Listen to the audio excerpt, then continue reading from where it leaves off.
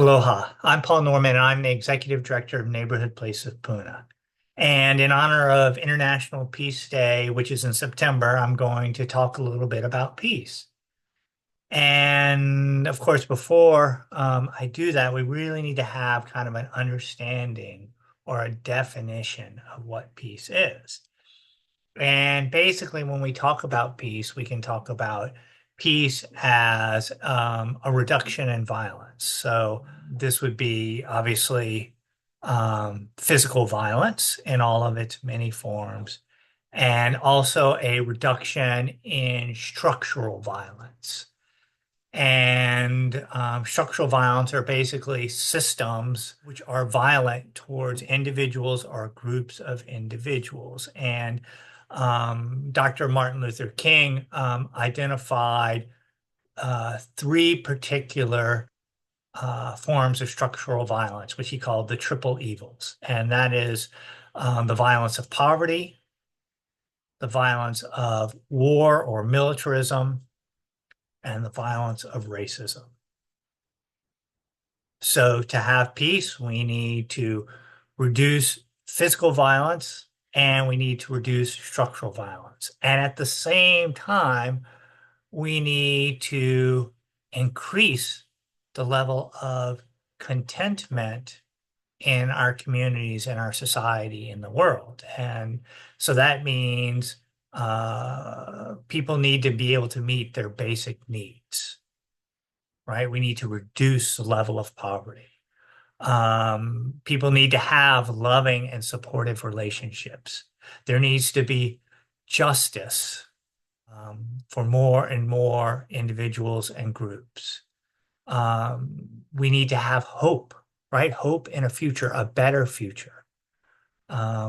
We need to find meaning in our lives, individually and collectively, right? We all need something meaningful to do, to feel a sense of belonging.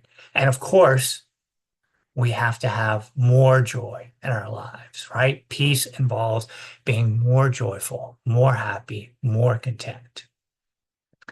And so when we talk about peace, there are basically three domains in which we can engage in creating a more peaceful world. And that's the geopolitical realm. And that is, for most of us, that's where we have the least influence, right? This is the conflict between nations. And on the other end of the spectrum, or the other end of the scale, there is inner peace, where we have the most influence, right? Cultivating our own sense of peace and well-being and contentment through spiritual practices or whatever. And then between the two is community peace. And this is really about living into existence what Dr. King called the beloved community. Okay, this is not creating a utopian society, but it is creating a community rooted in love and compassion, which is ever striving to create a more just society, a society in which there are fewer people that want for the basics, in which more people find meaning and belonging. And it is in this realm where we have a fair amount of influence, right? You can influence the people around you. You can influence the community around you. And really, it comes down to the practice of neighborliness, right? So it's no coincidence that this is really the realm, this is the sphere in which Neighborhood Place of Puna operates, right? So Neighborhood Place of Puna exists to first and foremost address the immediate needs of those who are suffering, especially those who are suffering from poverty, homelessness, who have had some traumatic event in their life and need support, especially families with young children, right? So we are a sort of safety net for families, a place where they can find refuge.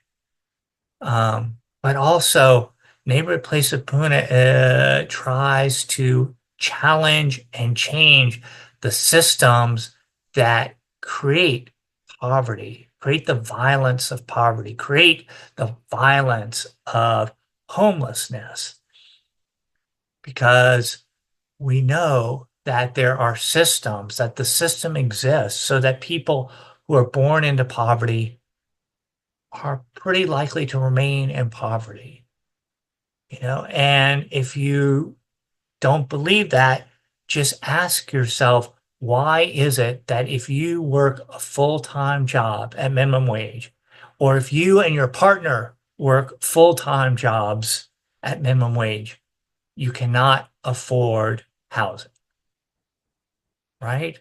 Or why is it that dental care isn't considered medical necessity and people can be bankrupted by a dental emergency? So those are the systems that perpetuate poverty, perpetuate an unnecessary level of violence, and create this kind of unease in society. When society is this insecure, when people are always living on edge, there's a tremendous amount of fear in society, and a fearful society is not a peaceful society. Finally, some of the work the Neighborhood Place of Puna does is about offering alternatives, right? How do we respond to homelessness? How do we respond to poverty? How do we respond to some of these structural systems that are unjust in ways that are healing, but most importantly, that are different from the ways that we as a community have been responding for decades and centuries and really millennia, right? We tend to respond to dis-ease in our society. We tend to respond to social upheaval caused by poverty and injustice with extreme violence and repression. And that hasn't worked, right? We still have a high level of injustice. We still have a high level of um, people in our community here in Hawaii County, not to mention in the entire continental United States, a large group of people who um, do not have enough to eat, who do not have a stable place to live, who cannot meet their basic needs, not to mention find meaning and love in their community and in their lives. So, if you'd like to know a little bit more about the work the Neighborhood Place of Puna does, you can visit neighborhoodplaceofpuna.org and make a donation or find other ways to support us. And if you like this video, you know what to do. Click the like button and subscribe to follow our channel so that you get notified the next time a video comes out. Aloha and have a wonderful week.